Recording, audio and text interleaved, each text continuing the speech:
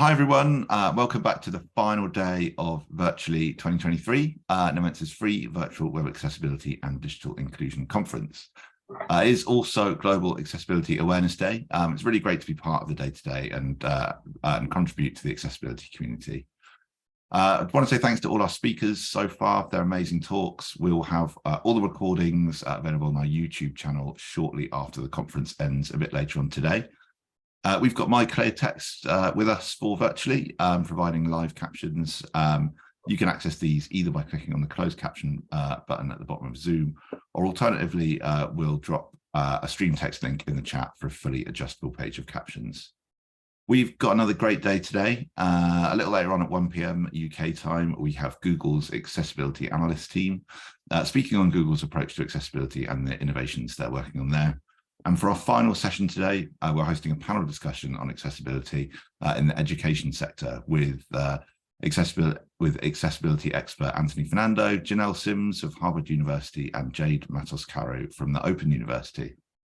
For our first talk of today, though, we've got Nikki Swain, principal designer here at Nomensa, with her talk Design and Accessibility, the Good, the Bad and the Ugly, where Nikki will explore examples of good and bad accessible design and challenge the idea that accessible design is boring or ugly. Please do get involved in the discussion and say hello in the chat. As always, we'd love to know where in the world you're watching from. Please do make sure your chat settings are switched to everyone and not just hosts and panelists, so everyone can see your messages.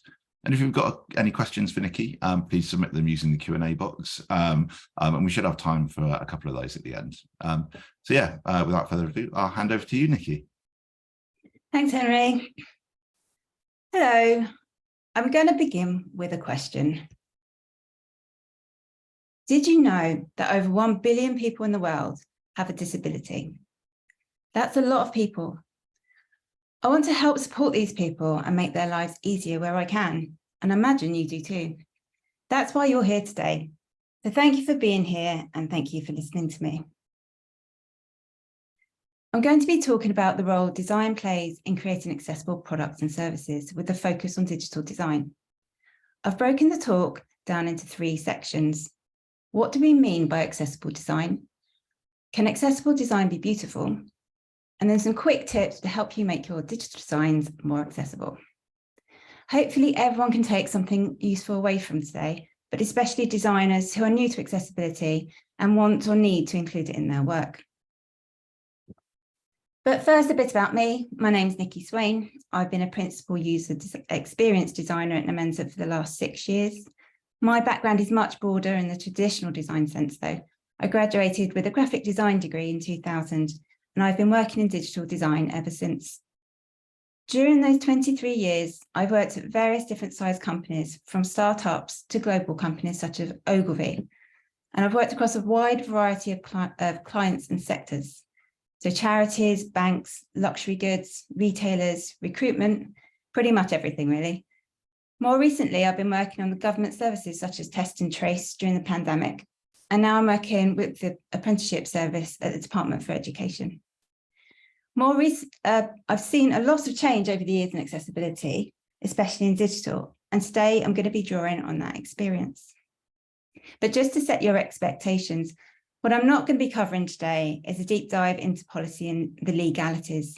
My colleague, Ronnie Hendricks, who is head of accessibility at Nomensa, did a great talk on this a couple of weeks back. So if you check in the Nomensa YouTube channel, you'll find a video of that talk. I'm also not going to be going into great depths on assistive technology or code or development. This is quite a general look at design and what our idea of beautiful is. So let's get started. What do we mean by accessible design? There are many different definitions out there, but essentially it's ensuring that someone is not prevented from completing a task or achieving a goal as a result of experiencing disability.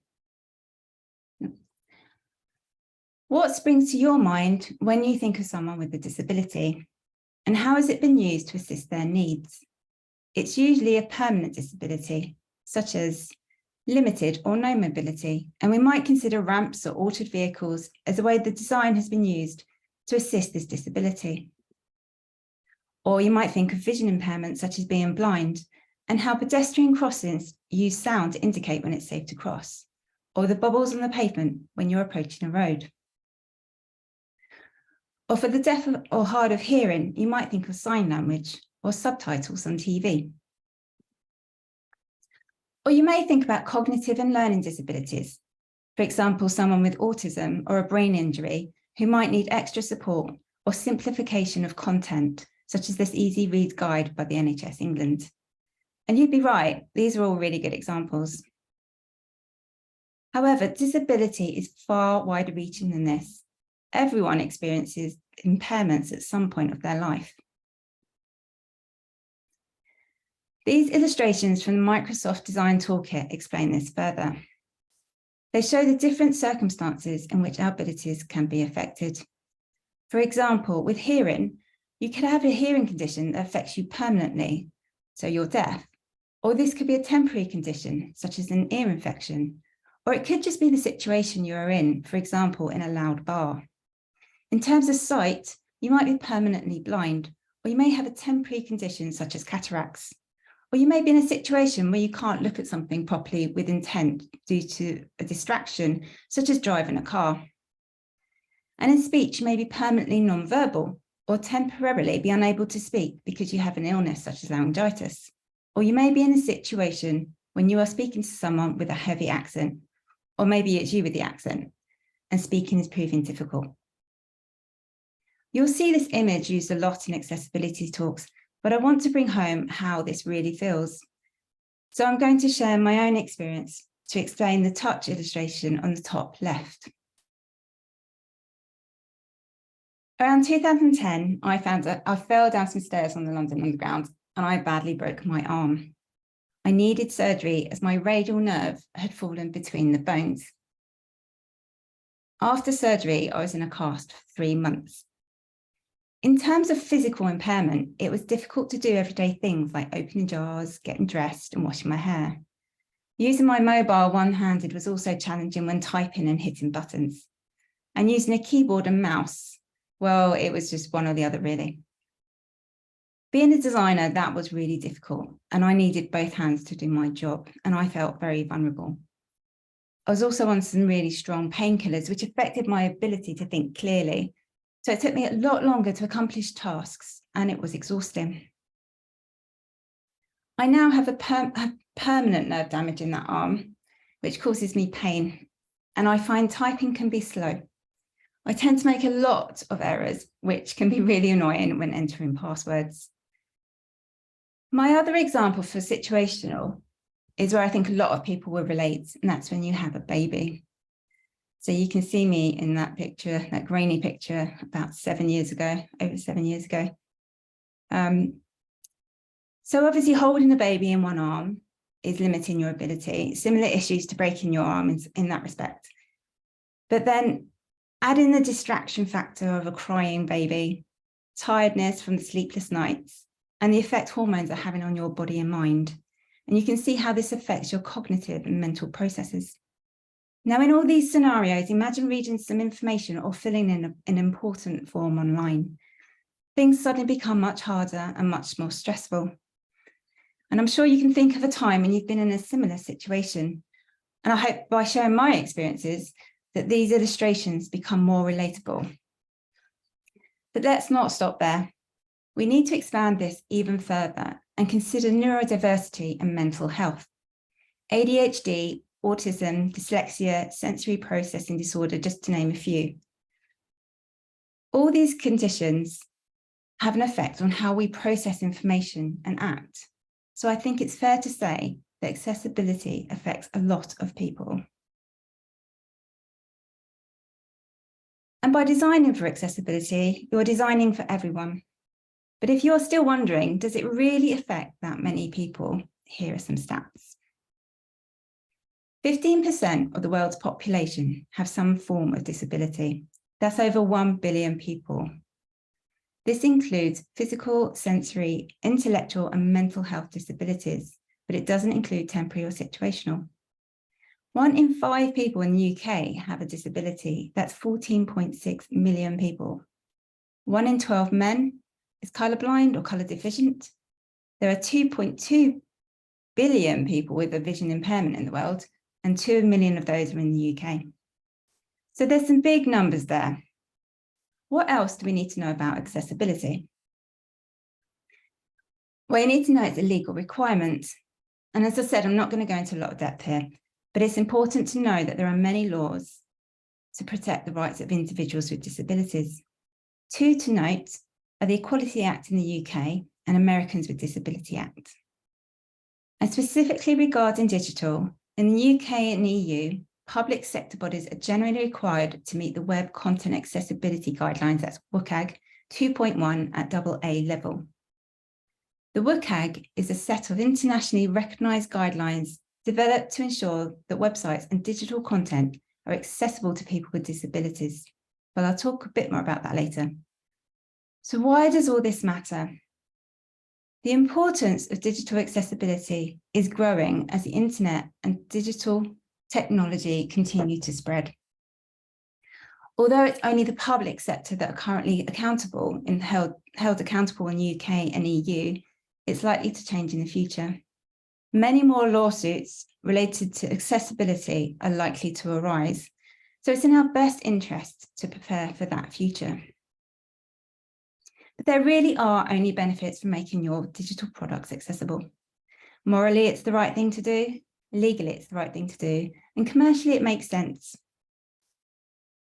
I'm going to presume that you are here today to learn about accessibility because you care about the products you create and the people that use them. You want people to access your products and services. You want them to use them and keep using them, whether that's to buy a holiday, to send information, to learn about something new, or to apply for a job. By ensuring they are accessible, you're increasing your user base, improving their experience, safeguarding your future with more robust technology, and reducing liability. Considering 67% of accessibility issues originate in design, this is a really good place to start. So what's holding you back? When you think of accessible design, what words or brands come to mind? Here are some words that I have heard used to describe accessible design. And there are some really positive words in there. Good, moral, helpful, and generally it's considered a really good thing to do. But there's also quite a few negatives in there, such as dull, boring, expensive, and difficult. And I find that a lot of designers are worried that accessible design means that their creativity is going to be restricted and that it's going to be hard to do. But that's not the case. And hopefully as I go through this presentation, I can help change that assumption. When accessibility is an afterthought or an add-on, it's more likely to be ugly. In this photo here, I'm not saying the ramp design itself is ugly, but it doesn't fit with the building and it sticks out like a sore thumb. It's been added on after and the building was constructed. If you design with accessibility in mind from the start, things can be different. This ramp has been designed as part of the original architecture and the overall result is quite stunning.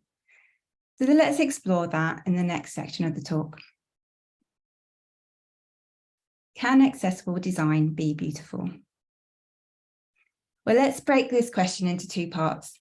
First, let's establish what we mean by design, and then what is the definition of beautiful? Design is a broad term and it means a lot of different things to a lot of people.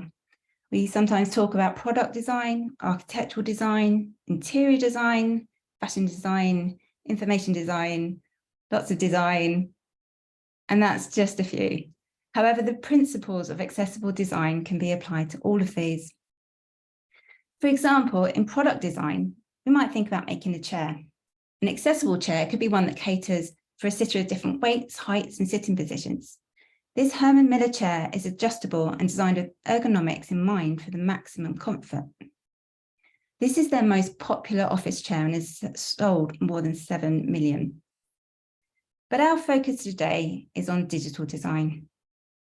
And digital design encompasses a wide range of disciplines and areas, including user experience, user interface, interaction design, visual design, information architecture, motion design, graphic design, app design, and that's not even an extensive list. There are more and they all overlap. All these disciplines come together to help us create products or services that are delivered electronically or over the internet. And this is the space that we're going to be challenging the idea of what is beautiful. So let's go back to what that word beautiful means. The Collins English Dictionary says, if you describe something as beautiful, you mean that it is attractive or pleasing. So what does that mean? Well, my interpretation would be that attractive generally refers to the visual styling, colours, typefaces, imagery, animation, layout, all our initial reaction when we land on a page. Do I like the look of it? And that pleasing is more the experience of using that product or service. I would find something pleasing if I have a successful outcome of using it, for example, with minimal friction. So in my mind, to have a truly beautiful digital design, you need to fulfill both. Now, we've all heard the cliche, beauty is in the eye of the beholder. So I could show you 100 examples of what I think is beautiful, but you might not like any of them. But we should also consider, who is the beholder here? Is it the designer doing the crafting? Is it the peers signing it off? Or is it the user? But we should also consider that we all have our own interpretation of what attractive and is pleasing, but often it's shaped and influenced by those around us, our peers and other designers we look up to. Let me give you some examples. I'm using my own experience here, but these are the type of places that I would go to tell me what is good and what's considered beautiful by my peers. I'd look at who's winning awards. I'd read articles about the latest trends so that I knew what was coming up to ensure my designs were going to be cutting edge. I go to inspirational sites where the best designs are showcased, literally judged by other creative professionals to win impressive titles and badges such as Site of the Day. These awards and accolades are important because they help designers in their career and reputation, and awards bring more work to businesses and create networking opportunities. So is this how we judge beauty in digital design? Let's explore a website that won Site of the Day last week on awards.com and see if we think it's beautiful. Lim London sells online music production courses. You're probably forming your opinion right now on whether it's aesthetics and whether you like it or not. But because you're not interacting with it, you can't really form an opinion whether it's pleasing experience or not. So I'm going to give you my impression. I really like it. I like the vibrant but restrictive colour palettes of the purple, black and white. It feels bold and modern, but it has a cheeky and funny tone of voice conveyed mainly in their videos. I like the abstract imagery and I like the animations, although they do feel overwhelming at times. So that's my opinion as someone with known disabilities, apart from a slightly dodgy arm. And these people think it's beautiful too.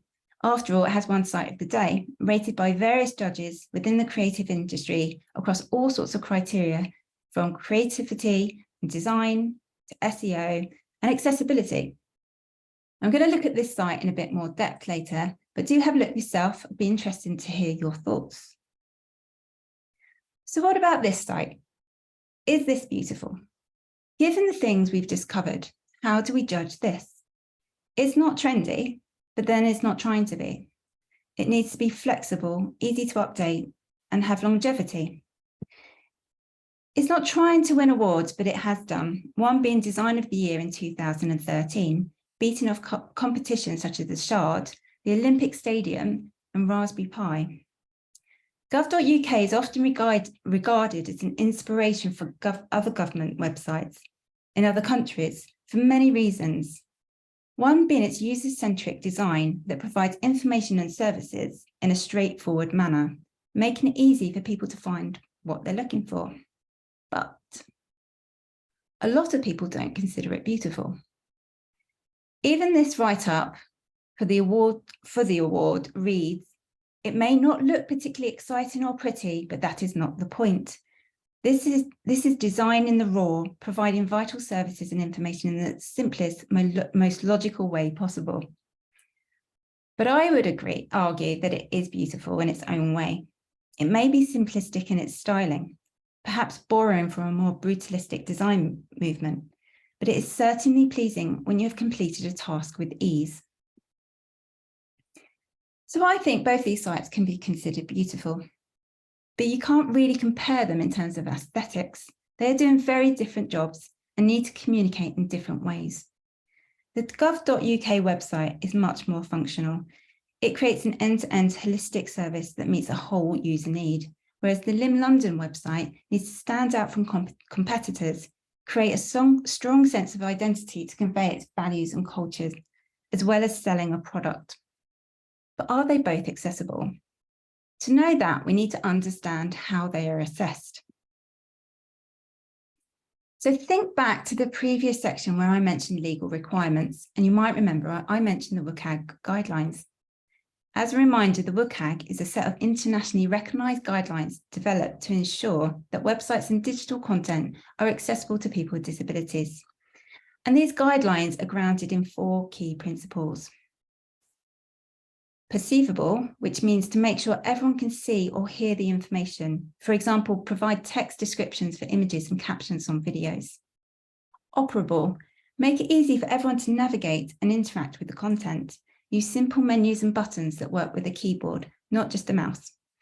Understandable, make the content easy to understand. Use clear language and organise things in a logical way.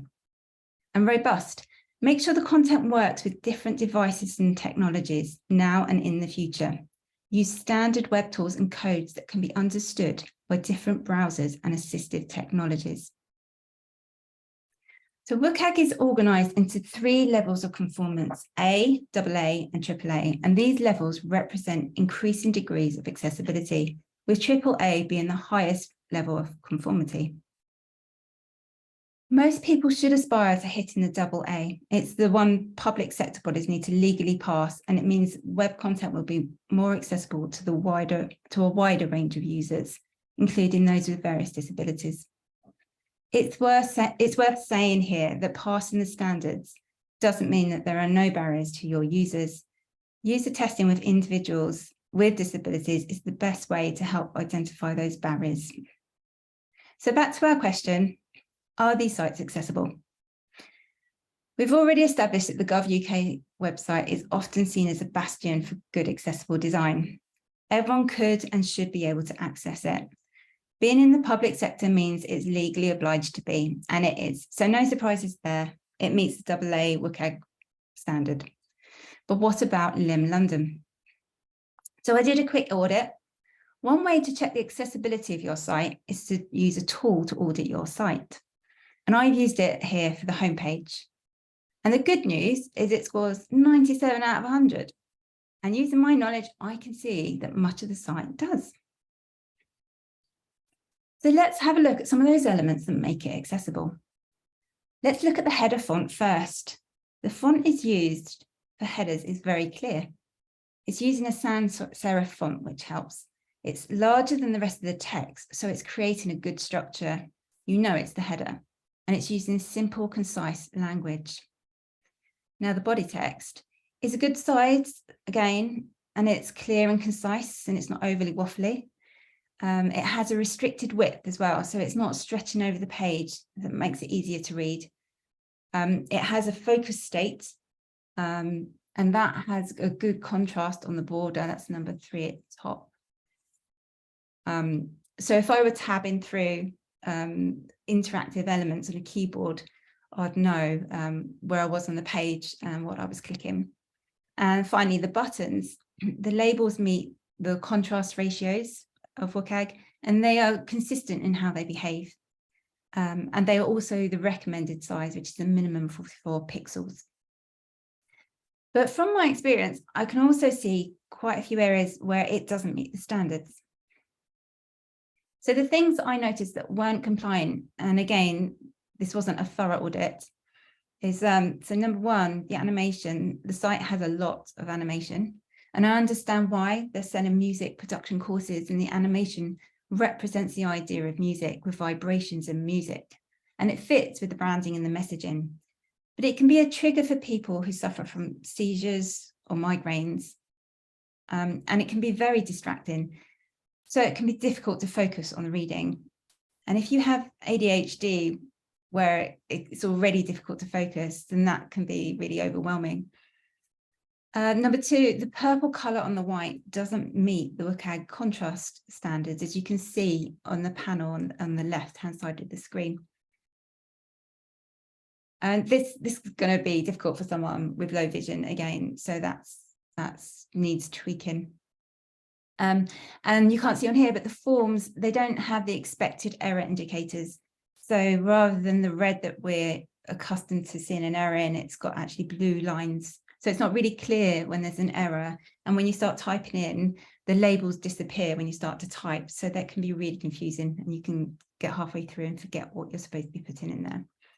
And that's especially true if you have any cognitive impairments. So yes, they are both accessible with varying degrees of success. And it's probably worth noting that the LIM London design can be, with just a few tweaks to the colour and the code and an option to turn off the animation, that will make it much more accessible and reach a much wider audience. So in answer to our question, can accessible design be beautiful? Yes, absolutely. Accessibility is not just about meeting technical requirements or legal obligations. It's about creating experiences that are enjoyable and usable for everyone. By incorporating accessibility considerations into the design process early, designers can create products and spaces that are both aesthetically pleasing and functional. Some designers may worry that making their designs accessible means that their creativity is restricted, when actually it could just be about making a few tweaks. By knowing the basics of creating accessible designs, you can design for them from the beginning, which is a lot easier to do than having to change it later, which I have had to do in the past. But we shouldn't just test with a checklist. The best way to test is with your audience as early as possible and keep testing. And your audience should include people with disabilities, because as we established earlier, everybody will have an impairment at some point. And why would you want to exclude anybody? With that in mind, I'm now going to give you some design tips, which I hope will get you started. But I'm going to have a sip of water first. Bear with. Thank you. So here are my 10 tips to make your digital designs more accessible. Because remember, 67% of accessibility issues originate in design. So you have quite a lot of control as a designer in making those final outcomes accessible to all. So first of all, do some research. We touched briefly on these already, but it's worth looking at these things in more depth. So look at the WCAG guidelines, understand what's being assessed, understand what's being measured, and read about the POUR framework, the perceivable, operable, understandable, and robust principles. Second tip is on contrast, which helps people with visual impairments or colour blindness read content more easily. So choose a colour palette that meets the contrast ratio standard for text and graphical elements. The contrast ratio should be, I will read out the numbers, 4.5 to 1 for text smaller than 24 pixels or 19 pixels bold, 3 to 1 for text larger than 24 pixels or 19 pixels bold. But to be honest, just use it. In my experience, just use a tool. There's plenty of tools out there. One of my favorites is WebAIM contrast. Yeah, so don't worry about the numbers too much. And you may be given a color palette to use in your brand guidelines if you've got clients, if you're a designer, and quite often they won't hit standards. So you just might need to tweak them and show and explain why. So yeah, but avoid black and white because it can be too contrasting and cause eye strain. So again, another one on color, number 3, don't rely on color alone to communicate, especially in charts and graphs. You can see the example on the right of the screen from an event ticketing website and how difficult it is for people who are colourblind to see the different prices and the seats, because it's only denoted by colour and everything's a bit muddy. So provide an additional indicator to colour, a visible border, label, underline it, or use hatching patterns or an icon even. So learn about colour blindness and understand colour theory, i.e. the red for error warnings, etc. Some helpful resources are We Are Colourblind, which has a lot of resources to help you understand colour blindness, and it shows a lot of good and bad examples. And the Colourblind web page filter, where you can put the URL of your page in and it will simulate how that looks to someone who's colourblind. They're really useful. Tip number 4 is on fonts. Choose fonts that are easy to read. You can see in the example on the right where the I, the L and the 1 all look the same, and that's going to be difficult for anybody to read. But highly legible fonts are generally those with large open counters. That's like the bit between the E, the openings of like the C. So if that was very closed, it would look a bit like an O to someone with low vision. So yeah, the open counters, ample lowercase x heights, and character shapes that are obvious and easy to recognize. Avoid decorative fonts for important content. They're most difficult to read. And avoid all caps, or you're going to be like, it's like you're shouting. And again, it's harder to read because it makes the word look more like a rectangle, whereas we read whole words rather than just characters, and we need that flow to make it more readable. And use sufficient font sizes. There's no official size, but a minimum of 16 point for body text is usually recommended.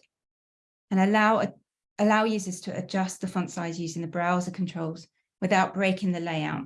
So for example, don't set the line height of your text. Otherwise, when you zoom in, the line height will stay the same, but the font size will get bigger, and then it will just overlap and it will become like a jumbled mess and unreadable. Tip 5, layout and structure. So use your headings to structure your page. A visitor should be able to scan the page using headings to get a good impression of its content. And use the proper heading tags, H1, H2, H3, etc. The biggest being H1, and then in descending order. This can help people who are using screen readers or keyboard users who tab through the headers.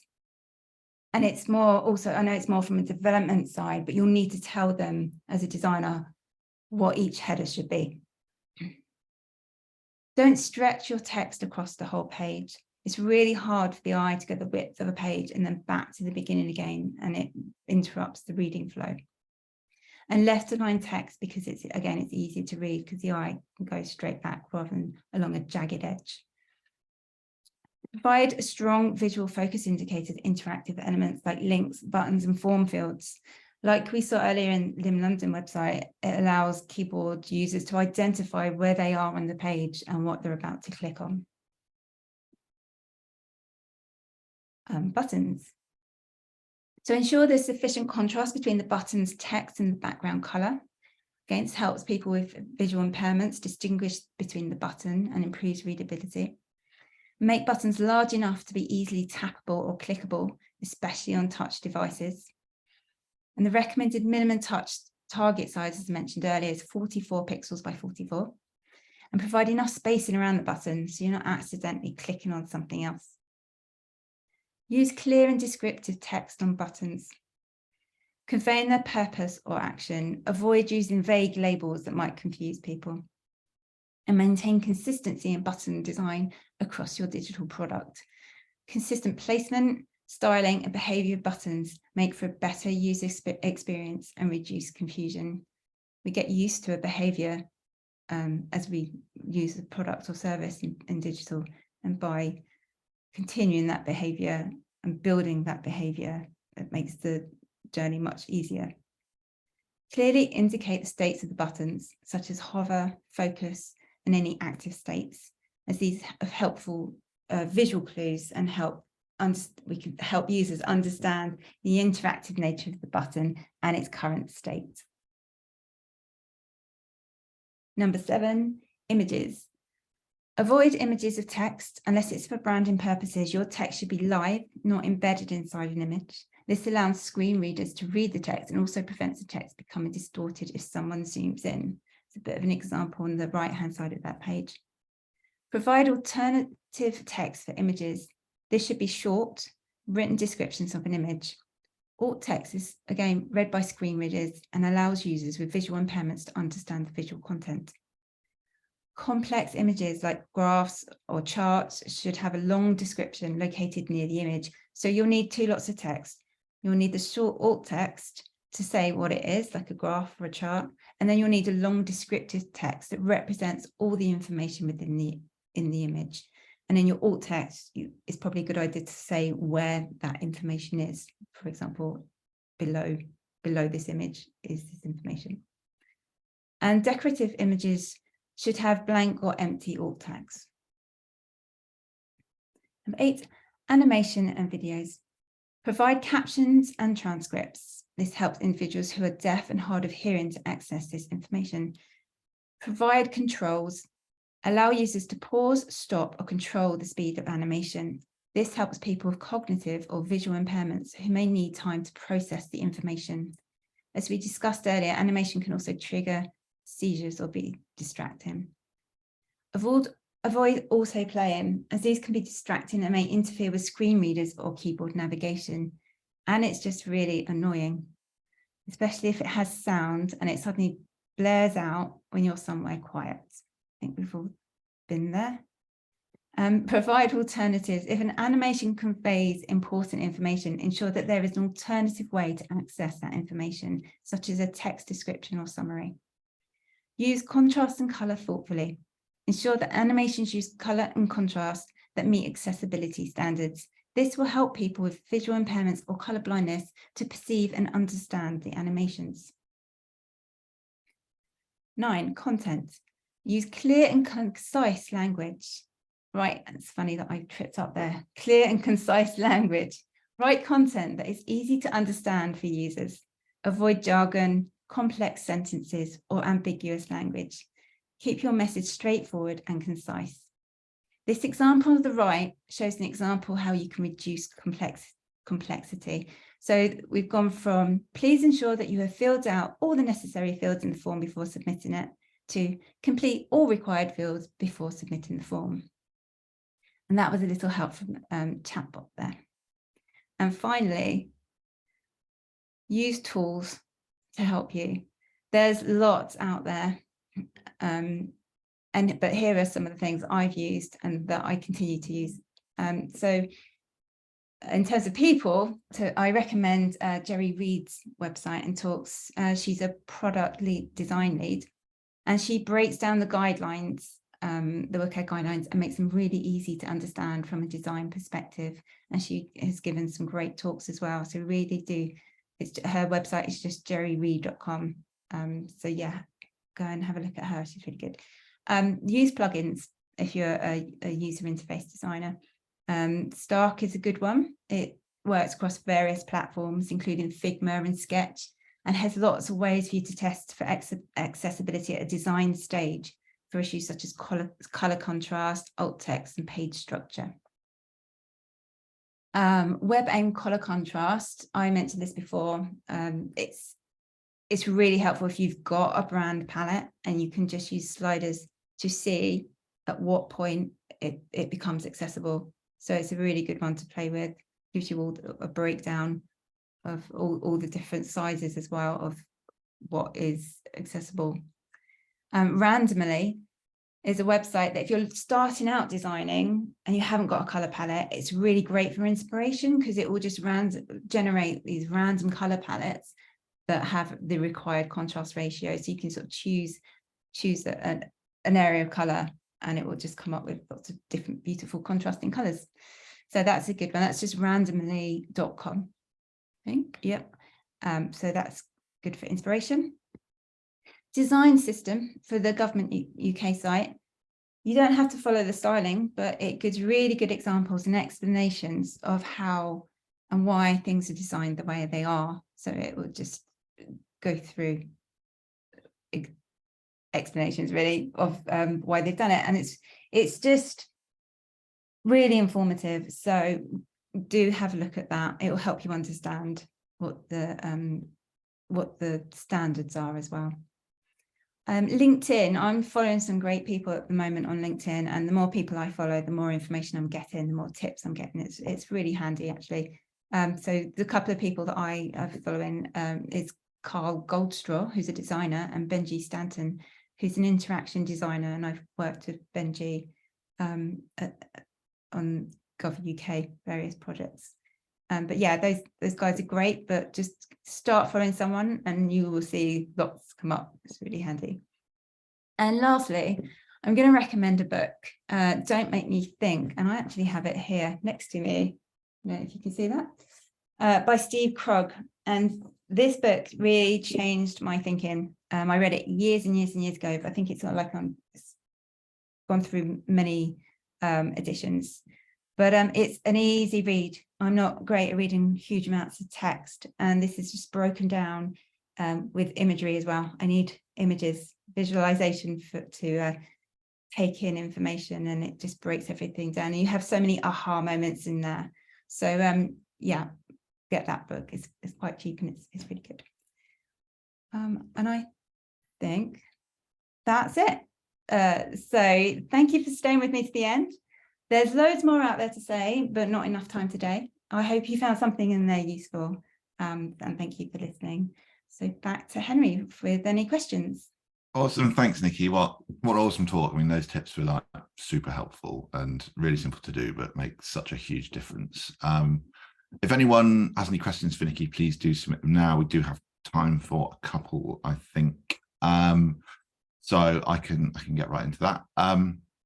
So we have a question here, Nikki, that asks, how do you manage it when clients insist on inaccessible design? For example, we have had clients whose brand color results in poor contrast, and another that insisted on auto-playing videos within their site hero component.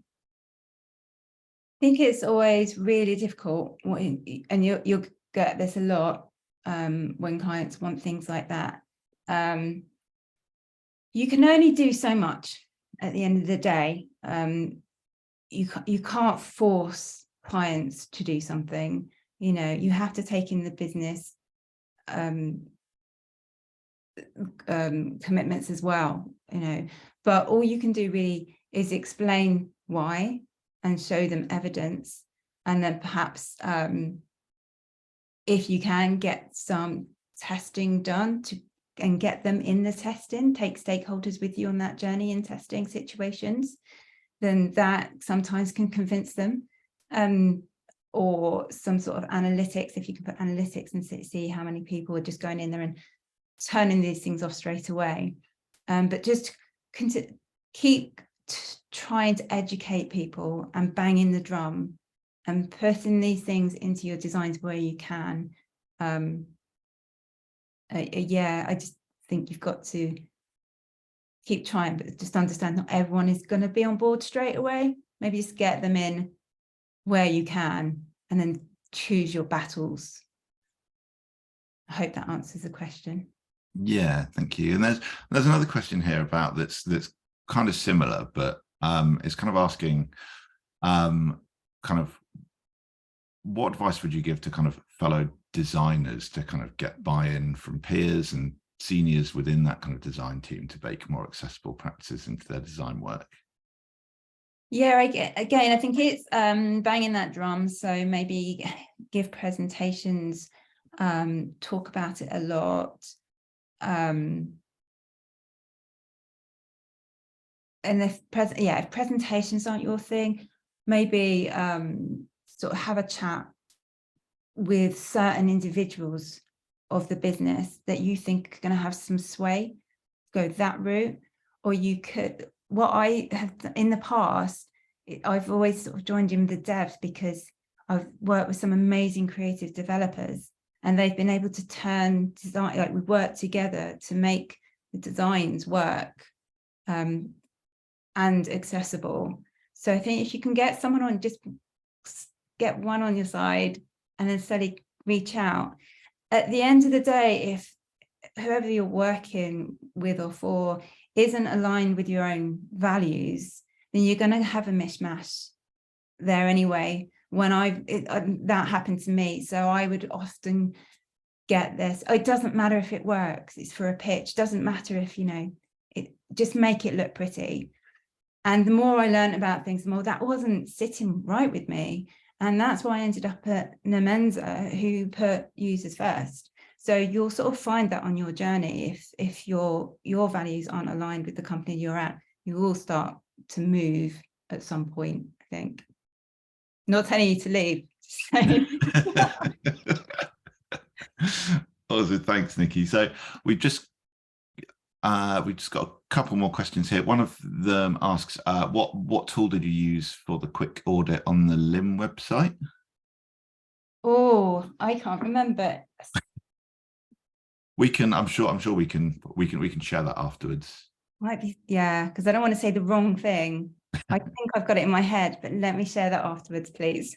Cool. And also just request just to ask to reshare the LinkedIn recommendations. We can share that via the Nemenza Twitter account and LinkedIn. So yeah, do keep an eye on that, and we will share those.